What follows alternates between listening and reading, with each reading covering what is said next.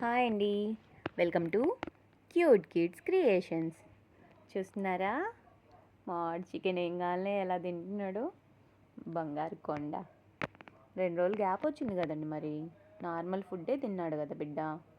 ఇప్పుడే కదా మరి చికెన్ వేస్తుంది. తినొద్దు హాయిగా.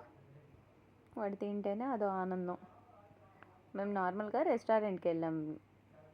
సో వీడు లేకుండా వెళ్ళాం కదా, అక్కడ కూడా వీడే గుర్తొస్తాడు. ఎందుకంటే వీడైతే బాగా లాగిస్తాడు కదా అన్నట్టు.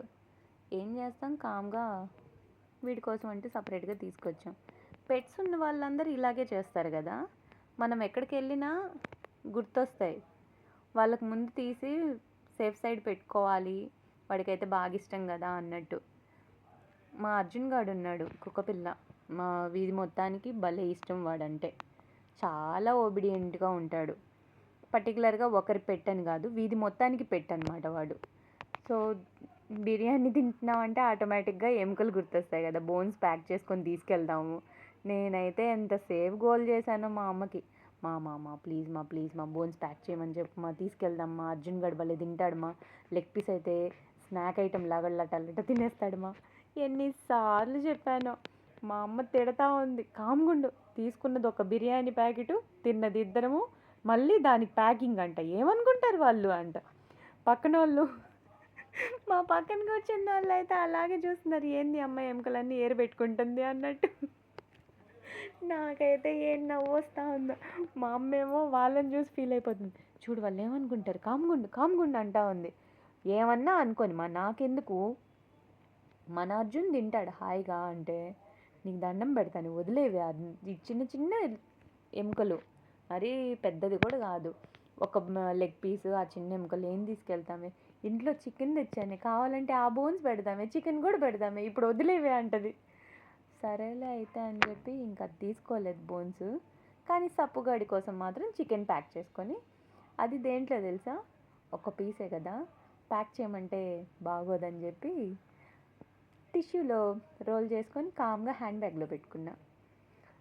పక్కన వాళ్ళు చూసారు, మనకెందుకు, మనోడి కోసం మనం తెచ్చుకున్నాం, వాళ్ళు ఏమనుకుంటే మనకెందుకు.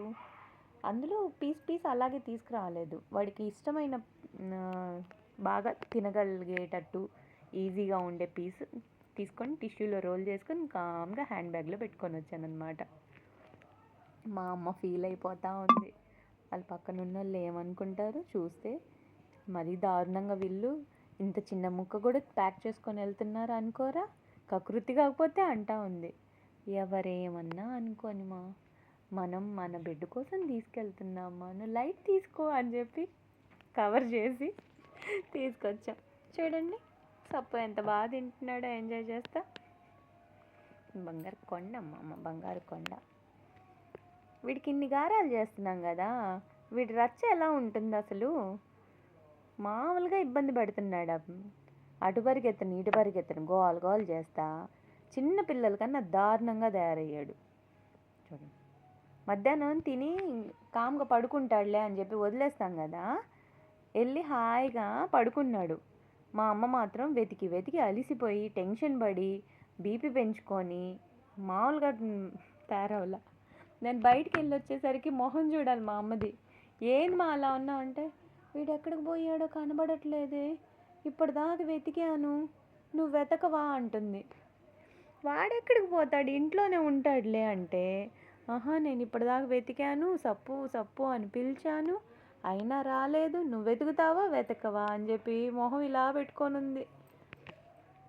నేను చూశాను, వాడు రెగ్యులర్ ప్లేసెస్ మొత్తం చెక్ చేసాము. వాడు చిన్నప్పటి నుంచి పడుకునే వాడి బెస్ట్ ప్లేస్ అన్నమాట, ఫేవరెట్ ప్లేస్. ఈ మధ్య పడుకోవట్లేదు కానీ ఈరోజు మళ్ళీ వెళ్ళి పడుకున్నాడు.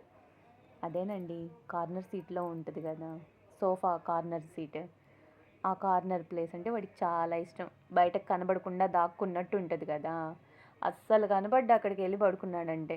ఇప్పుడన్నా కొంచెం పెరిగాడు కాబట్టి కనిపించాడు టకీమని. ఇంతకు ముందు అయితే వెతికి నా పని అయిపోయేది. చివరాఖరికి అక్కడే ఉండేవాడు.